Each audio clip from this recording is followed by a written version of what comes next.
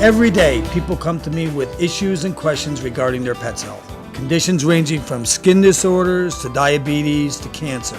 I've heard them all and treated them all.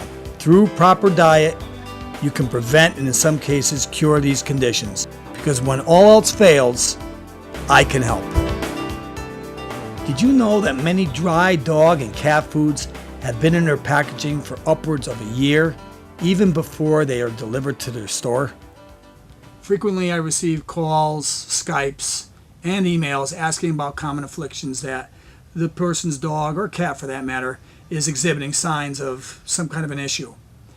For example, here's a couple of emails I just received over the last couple of days. This is Joe from New Jersey.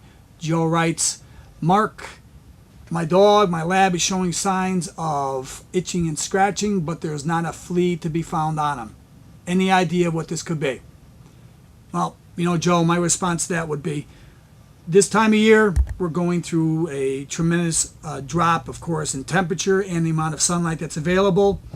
Dogs are starting to blow their coat.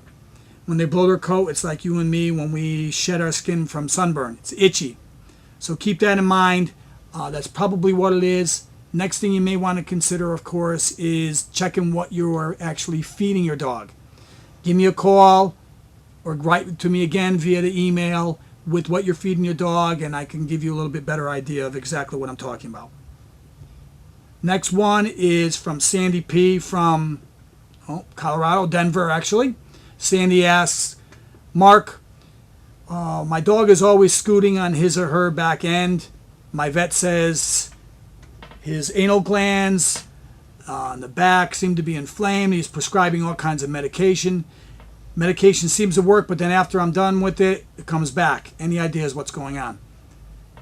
Sandy, I think that's a really easy question. Honestly, a dog that's exhibiting signs of that, first of all, you have to ask yourself, all right, is it breed specific? Does it happen all the time? It probably doesn't.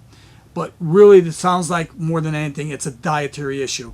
Most of these questions and answers, for that matter, seem to be based upon that concept. But this one really hits home when I say that.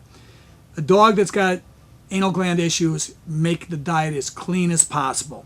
An LID, a limited ingredient diet. Or even more so, maybe a raw diet you might want to consider.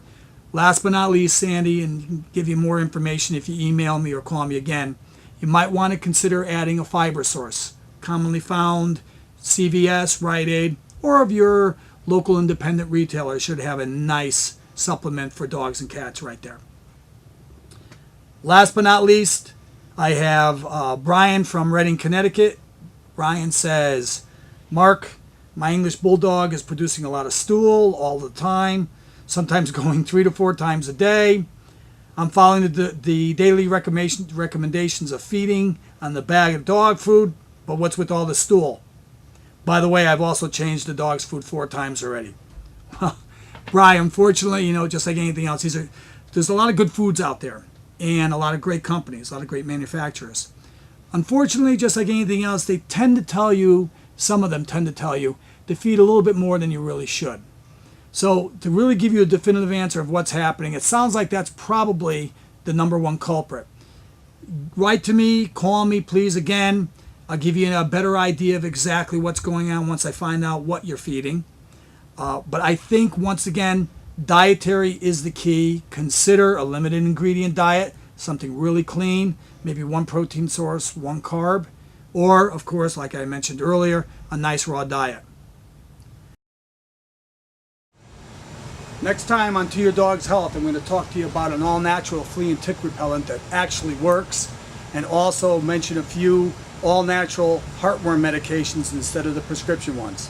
All that and more on the next To Your Dog's Health. Thanks for watching.